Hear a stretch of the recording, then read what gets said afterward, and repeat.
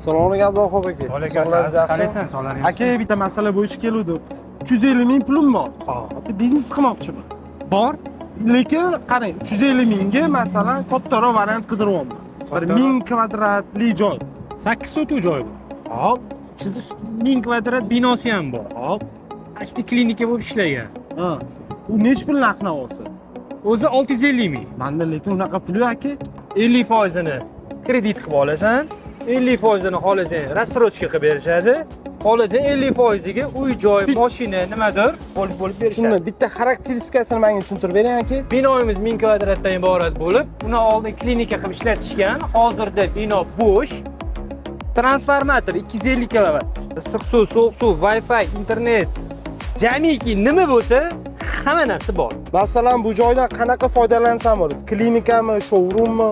Buni klinika qilsa bo'ladi, hostel qilsa bo'ladi, chunki katta trassada joylashgan bo'lib, zeleный zagorodlari bor, и magazincha, bu yog'iga aptekachi. Bemalol 25 ta mashina sig'adigan parkovkasi ham bor. Kimga masalan aloqaga chiqsam bo'ladi bu joy bo'yicha? Mana shu nomerlarga telefon qilyapsiz. Bo'ldi. Aka, joningiz sog' bo'lsin. Charchama ukam, Nomerni yozib qo'yaman. Kimga shu joy qiziq bo'ladigan bo'lsa, Abduvohid akaga telefon qilaverasizlar. Rahmat. ko'rishamiz, charchamaydi.